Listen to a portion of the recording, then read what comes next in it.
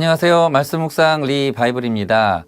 오늘 우리가 함께 읽으실 하나님의 말씀은 창세기 10장 8절에서 12절까지의 말씀입니다. 구스가 또 니므롯을 낳았으니 그는 세상의 첫 용사라. 그가 여호와 앞에서 용감한 사냥꾼이 되었으므로 속담에 이르기를 아무는 여호와 앞에 니므롯같이 용감한 사냥꾼이로다 하더라.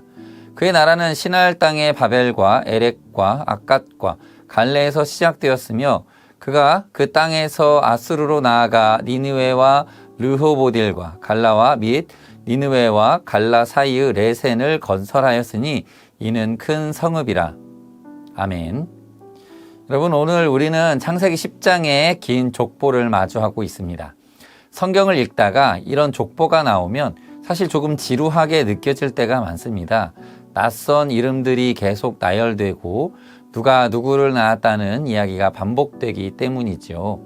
하지만 이 메마른 듯한 이름들의 나열 속에서 유독 한 사람의 이름이 눈에 띄게 강조되고 있는 것을 발견하게 됩니다. 바로 함의 손자이자 구스의 아들인 니므롯이라는 인물입니다. 다른 사람들은 그저 이름을 기록하고 지나가는데 성경은 니므롯에 대해서는 아주 자세한 설명을 덧붙입니다. 그는 세상의 첫 용사였고 여호와 앞에서 용감한 사냥꾼이었습니다. 사람들은 그의 힘과 능력을 부러워해서 니므롯 같은 사냥꾼이라는 속담까지 만들 정도였죠. 게다가 그는 시날 땅의 바벨을 비롯한 거대한 성읍들을 건설했습니다. 한마디로 니므롯은 당대 최고의 영웅이자 자수성가한 성공의 아이콘이었던 셈입니다. 우리는 직관적으로 이런 니므롯 같은 삶을 동경합니다. 세상에서 자신의 이름을 떨치고 튼튼한 성을 쌓고 누구도 넘볼 수 없는 힘을 가지는 것, 그것이 곧 축복이고 성공이라고 생각하기가 참 쉽습니다. 힘 있는 사냥꾼이 되어 사냥감을 많이 잡아오는 능력이 곧 나의 가치라고 믿는 세상 속에서 살아가고 있기 때문이죠. 그러나 성경을 다시 보면 참 흥미로운 대조가 보입니다. 니므롯은 거대한 성을 쌓고 용사가 되었지만 하나님은 그를 주목하시거나 그와 동행했다는 기록을 남기지 않으셨습니다. 오히려 하나님께서 주목하신 사람들은 이 족보 뒤에 조용히 이어지는 이름만 남기고 사라진 수많은 사람들입니다.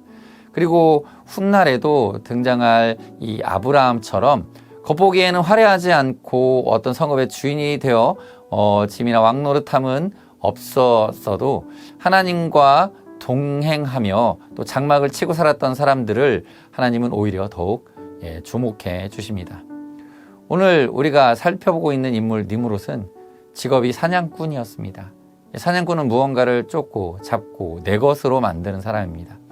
하지만 하나님이 원하시는 삶은 이 쫓고 또 잡는 삶이 아니라 목자처럼 돌보고 기르는 삶입니다. 그럼에도 우리는 자꾸만 니므롯이 되려고 합니다. 내 힘으로 바벨탑 같은 높은 성을 쌓아 안전을 확보하려 하고 또 세상 사람들 입에 오르내리는 용사가 되기를 기도 제목으로 삼기도 합니다. 비슷한 예로 이스라엘의 초대왕 사울을 들 수 있습니다. 그는 키가 크고 준수한 용사였습니다. 겉모습은 니므롯과 같았지요. 하지만 그는 하나님의 말씀을 기다리지 못했고 사람들의 시선을 의식하느라 하나님을 놓쳐버리고 말았던 것이죠. 하지만 하나님 앞에서의 진짜 용사는 좀 다릅니다. 다윗을 들 수 있죠. 이 다윗은 들판에서 양을 치던 소년이었습니다. 화려한 무기나 용사됨의 외적인 모양새를 갖추지는 못했지만 그에게는 하나님을 향한 중심이 있었습니다. 그리고 하나님은 니므롯과 사울 같은 쟁취형 인물이 아니라 양을 치며 하나님을 찬양했던 목자 다윗을 나의 마음에 합한 자라고 부르시며 그를 선택해 부르셨습니다. 오늘 족보에 나오는 수많은 이름들 에벨, 벨렉, 루 이들은 니므롯처럼 큰 성을 쌓지 않았을지도 모릅니다. 그저 태어나서 자녀를 낳고 하나님이 주신 땅에서 하루하루를 살다가 돌아갔습니다. 세상의 눈으로 보면 밋밋하고 재미없는 기록 같지만 하나님은 이들의 이름을 하나하나 기억하시고 성경에 기록하여 주셨습니다. 이것은 무엇을 의미할까요? 우리가 일상에서 겪는 평범한 하루, 밥을 짓고 아이를 돌보고 직장에서 묵묵히 일하고 저녁에 가족과 함께 잠드는 그 소박한 일상이 하나님 보시기에는 거대한 성을 쌓는 일만큼이나 아니 그보다 더 소중하고 거룩한 역사라는 것을 말하고 있는 것입니다.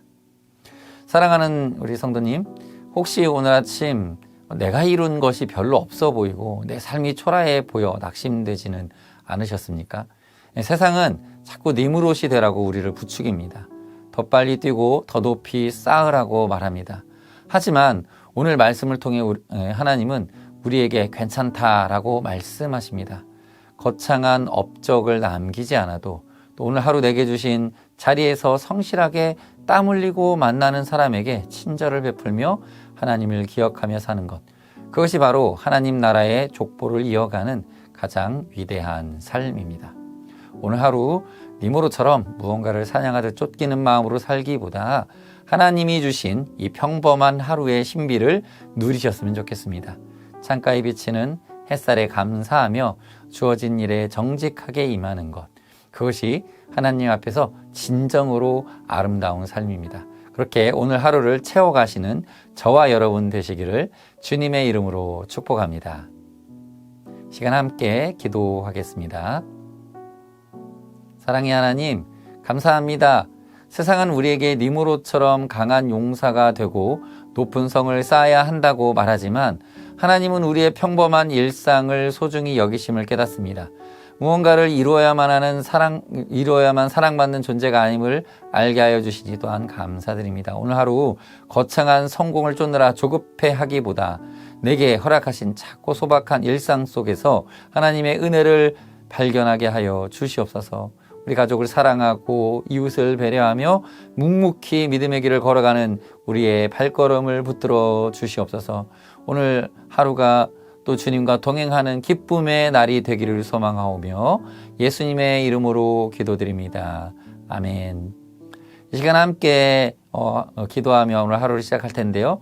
세상의 성공과 화려함을 쫓기보다 오늘 내게 주어진 평범한 일상 속에서 하나님의 뜻을 발견하고 감사하며 살아가게 하옵소서 하고 기도하시고요.